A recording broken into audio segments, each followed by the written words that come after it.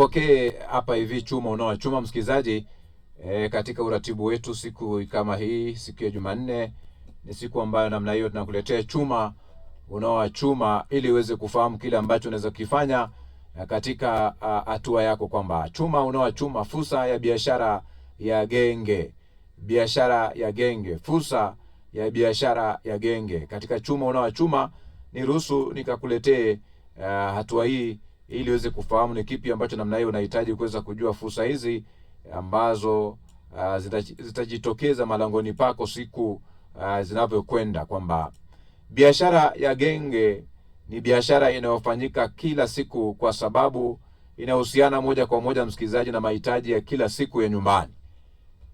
Wenyewe wanasema kwa kizungu groceries. Hizi groceries kila wakati watu wanazitumia kila siku. Biashara hii ya genge ni biashara inayofanyika kila siku, kwa sababu inahusiana moja kwa moja na mahitaji ya kila siku ya nyumbani. Mtu akitaka kupika kutafuta wewe.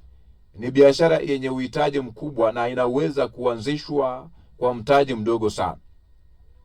Eneo la biashara hili unatakiwa kuchukua hatua kwamba kuchagua sehemu iliyo rahisi kufikika na yenye watu wengi, au eneo lenye shughuli nyingi. Kadri watu wanavyopita zaidi, ndivyo nafasi ya kupata wateja wapya inaongezeka.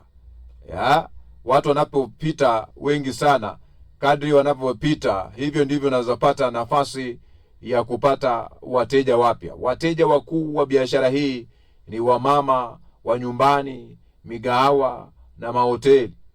Ili kupata wateja wa kudumu, unahitaji kutembelea majumbani ukiwasambazia bidhaa na wajulishe ulipo ili wakupate kwa urahisi.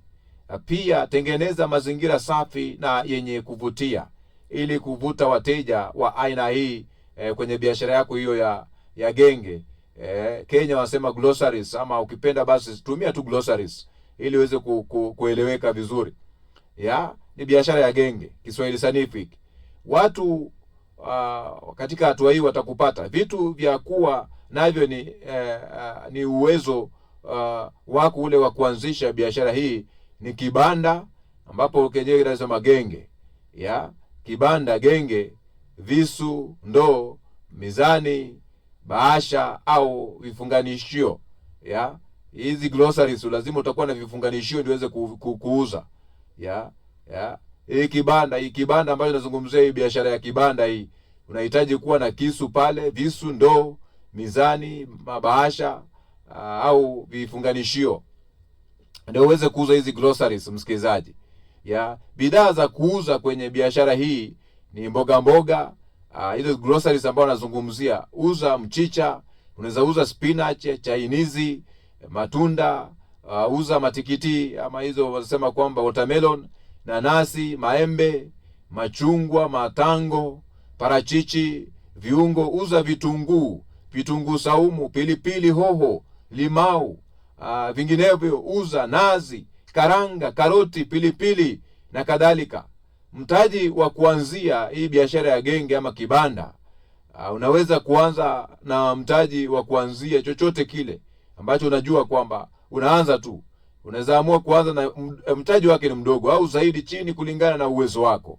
Anza na bidhaa chache, ongeza kadri soko linavyokuwa na wateja wanavyoongezeka. Kumbuka bidhaa hii zinaharibika, perishable. Hivyo usianze na mzigo mkubwa. Faida kubwa ya biashara hii, unapopata bidhaa kutoka kwa wakulima moja kwa moja au masoko makubwa, faida yako huongezeka. Kama basi ungetafakari kuanza kitu, basi na unaona kwamba unaweza anza groceries, biashara ya genge, Kenya wanasema biashara ya kibanda, una nafasi ya kuweza kuanza.